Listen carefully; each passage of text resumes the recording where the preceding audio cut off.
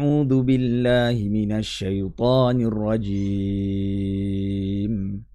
ولو أن أهل الكتاب آمنوا واتقوا لكفرنا عنهم سيئاتهم ولأدخلناهم جنات النعيم ولو أنهم أقاموا التوراة والإنجيل وما أنزل إليهم من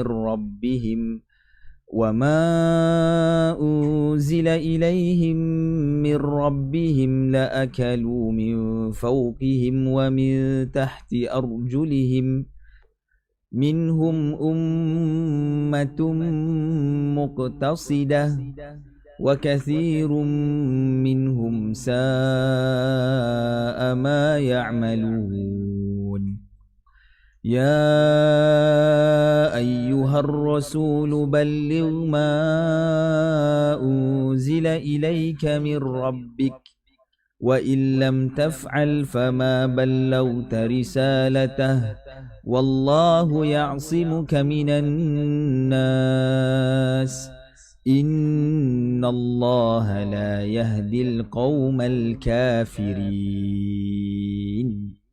صدق الله العظيم بسم الله الرحمن الرحيم إن الحمد لله نحمده ونستعينه ونستغفره ونعوذ بالله من شرور أنفسنا ومن سيئات أعمالنا من يهده الله فلا مضل له ومن يضلله فلا هادي له أشهد أن لا إله إلا الله وحده لا شريك له وأشهد أن نبينا محمدا عبده ورسوله اللهم صل على نبينا محمد وعلى آله وصحبه وسلم تسليما كثيرا أما بعد السلام عليكم ورحمة الله وبركاته. Alhamdulillah, syukur kita pada Allah Subhanahu Wa Taala dapat sekali lagi kita bertemu dalam kesempatan kali ini dalam pengajian tafsir Al-Quran kita, tafsir ayat-ayat akidah yang dibawakan khas daripada Masjid Al-Istiqamah. Baik, kita masuk surah Al-Ma'idah ya tuan-tuan, puan-puan rahimakumullah. Kali ini pada ayat 65 hingga ayat 67 insya-Allah, seperti yang baru saya bacakan sebentar tadi ayat-ayatnya. Tuan-tuan puan-puan, kita mulakan dengan bahagian pertama. Allah Subhanahu Wa Taala sebutkan walau anna ahlal kitabi amanu wattaqau. Kata Allah Subhanahu Wa Taala, dan sekiranya ahlul kitab itu beriman dan bertakwa. Maksudnya kalaulah mereka ini mahu mengubah sikap mereka, mahu mereka ini beriman kepada Allah, mahu menerima dakwah Rasul sallallahu alaihi wasallam, tetapi perkara tersebut tak jadilah, tak adalah. Walau anna ahlul kitab, dan sekiranya ahlul kitab itu beriman dan juga bertakwa, melaksanakan segala perintah-perintah Allah Subhanahu wa taala. Kemudian kata Allah, la kafarna anhum sayyiatihim, maka apa akan berlaku kalau mereka lakukan begitu? Allah SWT jawab, Allah kata kami akan kafarna. Kafar itu maksudnya apa? Kafara, kufur. Kufur ini maksudnya apa? Asal kalimah kufur ni maksudnya tutup tuan-tuan. Menutup. Menutup kita ambil satu cawan, kita letakkan penutup di atas cawan tersebut supaya elakkan daripada masuk habuk ke, masuk haiwan-haiwan kecil, serangga kecil ke. Itu tujuannya kafar ataupun tujuannya kepada penutup tersebut. Orang-orang yang kufur pada Allah Subhanahu Wa Taala, Allah nak sebutkan bahawa hati mereka itu ditutup dengan satu tutupan. Tutupan tersebut membuatkan mereka tidak mahu menerima agama Islam. Dari dalam ayat ini kata Allah, la kafarna anhum sayyiatihim, maka nescaya Allah akan menutup, yakni menghapuskan segala kesalahan-kesalahan mereka. Balasan akibat daripada mereka bertakwa pada Allah Subhanahu Wa Taala, Allah buang, Allah habiskan, Allah padamkan, Allah tutup segala kesalahan-kesalahan mereka. Wala adkhalnahum jannatin na'im, dan nescaya Allah SWT sebutkan, pasti itu kalimah yang ada di dalam, ataupun itulah yang Allah SWT sebutkan huruf lam di dalam ayat itu, la adkhalna. La yang pertama tu bukan la maksudnya la, bukan itu, bukan maksudnya tidak. La adkhalnahum, aku akan pasti memasukkan mereka ke dalam syurga an-na'im. Syurga itu dalamnya apa? Penuh dengan segala kenikmatan, tak ada benda lain. Dalam dunia banyak perkara. Ada masa jumpa nikmat, ada masa jumpa mudarat, ada masa jumpa perkara membahayakan, ada masa jumpa perkara yang menggembirakan, macam-macam lah. Pokok dalam dunia ini macam-macam benda kita jumpa. Di akhirat, orang Muslim di dalam syurga Allah SWT, di dalam syurga itu apa yang mereka jumpa? Nikmat, nikmat, nikmat, nikmat, nikmat, tidak pernah putus. Tak ada benda lain selain daripada hanya nikmat. Bahkan kehidupan mereka itu kehidupan yang khalidina fiha abada, kekal hidup, tinggal dekat dalam syurga, kekal. Tidak ada penghujung kepada kehidupan dalam syurga tersebut. Baik. Itu ayat 65 tuan-tuan. Ayatnya mudah. Allah SWT sebutkan bahawa orang-orang yang kita sebut ahlul kitab, Yahudi, Nasrani dan seumpamanya tadi tu, kita katakan mereka kalau kembali kepada Al-Quran, kembali kepada Rasul SAW, mendengar, taat, bertakwa kepada Allah dan Rasul, lakafarna anhum sayyi'atihim. Semua dosa itu Allah SWT ampunkan, padam, masukkan pula mereka dalam syurga yang penuh dengan kenikmatan. Sambungan ayat itu kata Allah SWT apa? Allah kata, walau annahum aqamut taurata wal injil. Dan sekiranya mereka ini sungguh-sungguh menegakkan Taurat dan Injil. Maksudnya kalau mereka ini orang yang benar-benar menegakkan kitab mereka daripada sudut akidah, daripada sudut pelaksanaan, daripada sudut hukum hakamnya, kalau mereka orang yang benar-benar melaksanakan tugas mereka, mereka meninggikan kitab mereka, Taurat dan juga Injil, maka mereka pastinya satu masa nanti bila datang Rasul sallallahu alaihi wasallam membawa Al-Quran, mereka akan beriman dengan Al-Quran. Kerana apa? Al-Quran itu musaddiqan. Dia menjadi dia membenarkan sifat Al-Quran itu musaddiq, membenarkan apa yang ada pada mereka, apa yang ada pada kitab mereka.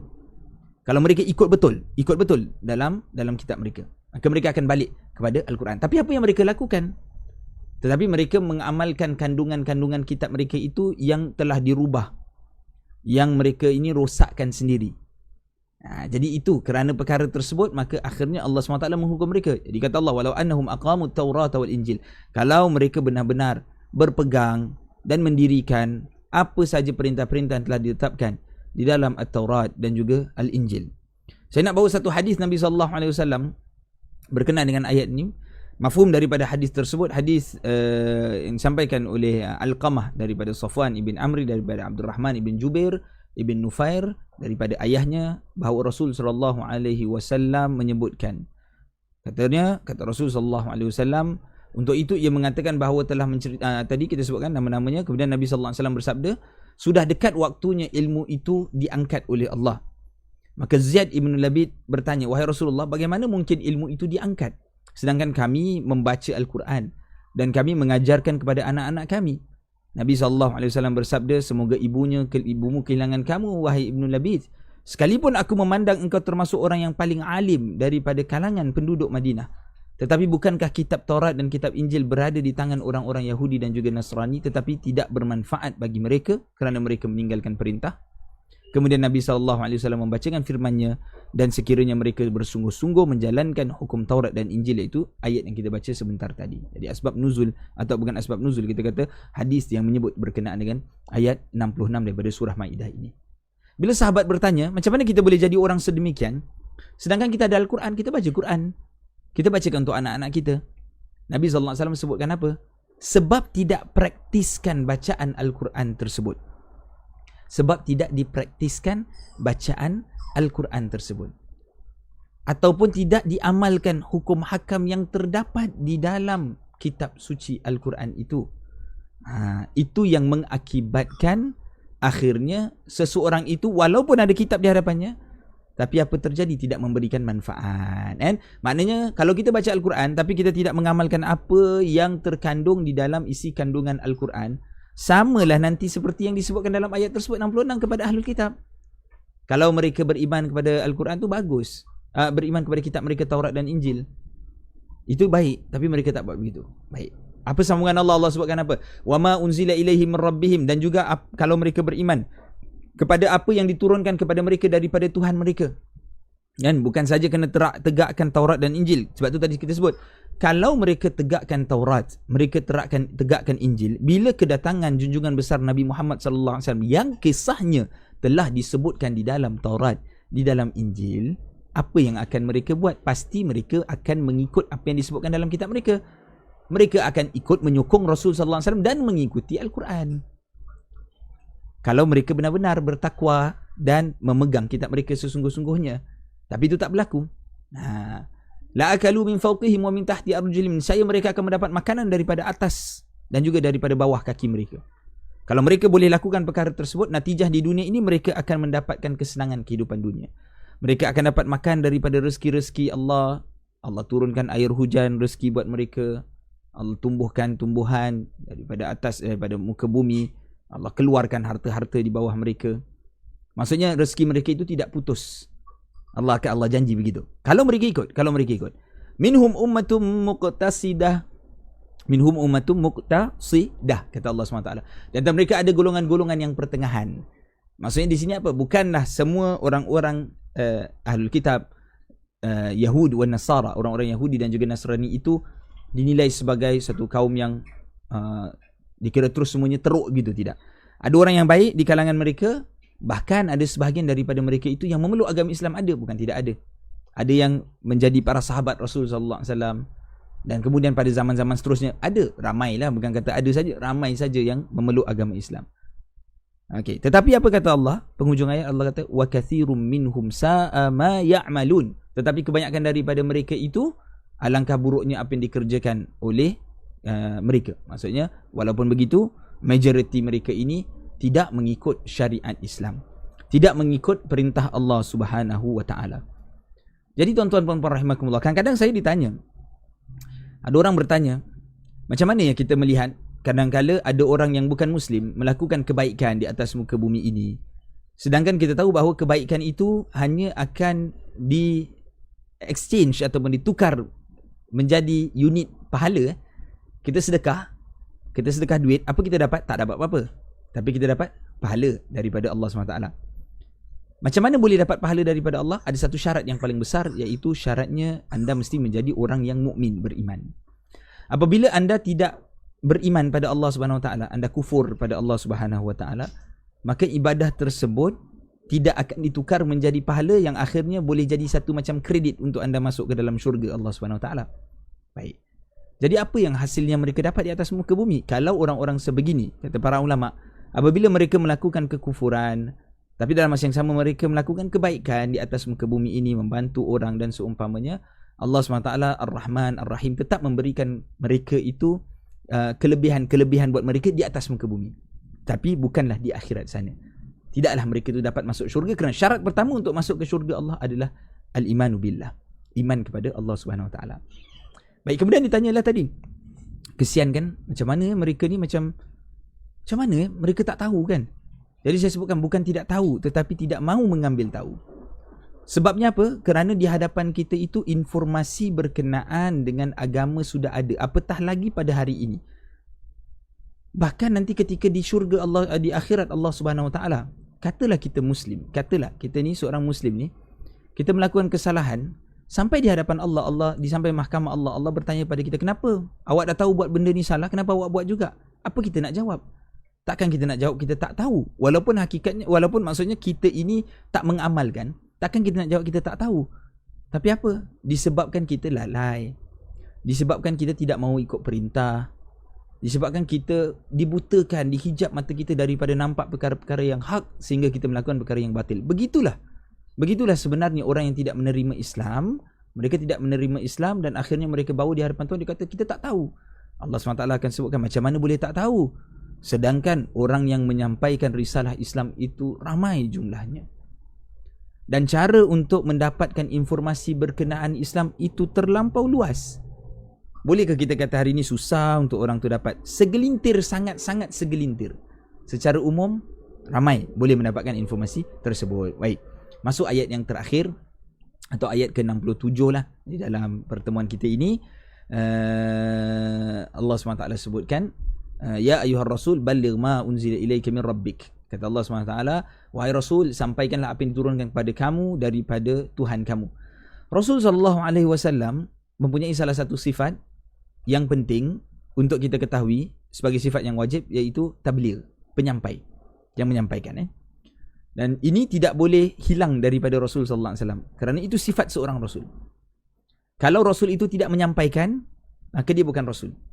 Makanya perkara pertama yang saya nak highlightkan di sini adalah itu Rasul, dan Rasul itu menunjukkan sifat tersebut sehingga menjadi contoh kepada kita. Maka apa yang perlu kita buat? Kita pun kena sampaikan. Maka kita sampaikan daripada Rasul apa saja perintah-perintah yang telah kita ketahui, kita sampaikan. Kedua, kita perlu memahami bahawa risalah Rasul sallallahu alaihi wasallam itu telah sempurna. Maknanya tidak ada suatu jenis-jenis ibadah khusus yang baru yang boleh kita buat di dalam agama ini, kerana semua dah sampaikan komplit. Al-yawma akmaltu lakum dinakum wa atmamtu alaikum ni'mati wa raditu lakumul Islam madina. Allah SWT sebutkan dalam surah Al-Maidah, pada permulaan dulu kita jumpa, Al-yawma akmaltu lakum dinakum. Pada hari ini telah aku sempurnakan kepada kamu agama kamu. Wa atmamtu alaikum ni'mati, dan telah aku sempurnakan, telah aku komplitkan dan sempurnakan ke atas kamu itu segala nikmat-nikmatku. Wa raditu lakumul Islam madina, dan aku meridai untuk kamu itu agama al-Islam. Baik. Maka daripada itu kita faham bahawa apa saja yang datang kepada kita, kalau dia kata ini ajaran begini, kita kena buat tambahan begini, apa kita kena buat? Tindakan kita apa? Kita perlu berhati-hati dan kita perlu buat research sendiri, ulang kaji lah, kita check lah, kita buat check kita, kita tengok balik sama ada betul ataupun tidak. Kerana kita tak nak jadi sampai orang yang melihat seolah-olah Nabi itu tidak tabligh. Benda tu sampai pada kita suatu yang baru dan kita amalkan. Sekali rupanya perkara tersebut Nabi SAW tak suruh, tak izinkan, bahkan mungkin satu-satu masa dilarang rupanya. Sekali kita sandarkan pada agama Islam, seolah-olah kita nak menunjukkan bahawa Nabi SAW tidak menyampaikan, tidak tabligh. Wa illam taf'al fama ballaghta risalatah. Dan jika kamu tidak kerjakan apa yang diperintahkan itu, berarti kamu tidak menyampaikan risalah. Nabi SAW yang kita tahu mustahil untuk Nabi lakukan perkara tersebut. Nabi, Rasul, makhluk yang tertinggi sekali Nabi Muhammad SAW. Dan Nabi SAW ini insan yang maksum, iaitu terpelihara daripada dosa. Mana mungkin buat begini, tapi Allah tetap sebut, kalau engkau tak sampaikan, kalau engkau tak buat benda tu, maka engkau belum sampaikan risalah. Sepanjang seluruh hayat Rasulullah SAW, semenjak risalahnya diturunkan kepada Nabi, 23 tahun Nabi sampaikan, sekali satu hari Nabi stop, Nabi tak sampaikan. Walaupun satu hari itu, maknanya Nabi dah tak sampaikan lagi dah. Begitu. Sampai begitu sekali Allah memberikan peringatan. Peringatan itu bukan semata-mata untuk Rasul, sebab kita tahu Rasul tak buat begitu. Peringatan itu untuk kita, untuk jadi cerminan dalam kehidupan kita, supaya dalam kehidupan kita usahakan sampaikan dengan cara yang hikmah. Bil hikmati wal mau'izati hasanah. Dengan cara yang hikmah, cara nasihat yang baik, yang bagus. Baik. Kemudian kata Allah Subhanahu Wa Taala, wallahu ya'simuka minan nas, dan Allah telah akan memelihara kamu daripada manusia. Ini janji Allah Subhanahu Wa Taala. Wa Rasul sallallahu alaihi wasallam, Allah pelihara Nabi sallallahu alaihi wasallam agar tidak terkena daripada ancaman-ancaman manusia. Sehingga Nabi tidak perlu kepada bodyguard ke apa, Nabi tak perlu pada perkara tersebut, kerana yang menjaga Nabi adalah Allah Subhanahu Wa Taala. Baik. Jadi daripada penghujung ayat tersebut kata Allah SWT apa? Innallaha la yahdil qaumal kafirin, dan sesungguhnya Allah Subhanahu Wa Taala itu tidak akan memberikan petunjuk kepada orang-orang yang kufur pada Allah Subhanahu Wa Taala. Semoga dengan kita membaca ayat-ayat tadi, kita dapat gambaran yang ringkas tentang, dan menyeluruh lah sebenarnya, tentang bagaimana kita sebagai seorang Muslim ini perlu untuk menjaga kehidupan kita di dunia. Kerana kita tahu nanti kehidupan sebenar nanti di akhirat Allah Subhanahu Wa Taala. Di akhirat itu kita yang akan mengecapi syurga Allah Subhanahu Wa Taala. Maka usahanya sekarang di atas muka bumi, di dunia Allah Subhanahu Wa Taala. Jangan sampai masa yang Allah berikan itu dah tamat, sehingga kita menjadi orang yang paling menyesal sampai di akhirat Allah. Dan kita sebut, ya laitani kuntu turaba, kalaulah dulu masa di dunia aku menjadi debu-debu, pasir-pasir di dunia, kan bagus. Taklah aku susah-susah kena buat benda ni. Jangan sampai ada penyesalan sebegitu, insyaAllah. Semoga Allah SWT kurniakan keberkatan dalam kehidupan kita, tuan-tuan, puan-puan. Kita jaga kesihatan, kita jaga iman, kita jaga takwa kita. Dan insyaAllah kita minta supaya Allah merahmati kita dan seluruh isi keluarga kita, insyaAllah. Kita tutup dahulu pertemuan kita pada hari ini dengan kafaratul majlis. Subhanakallahumma wa bihamdika, asyhadu an la ilaha illa anta, astaghfiruka wa atubu ilaik. Wa sallallahu ala nabina Muhammad wa ala alihi wa sahbihi wa sallim tasliman katsira, walhamdulillahi rabbil alamin, wabillahi taufiq wal hidayah. Wassalamu alaikum warahmatullahi wabarakatuh.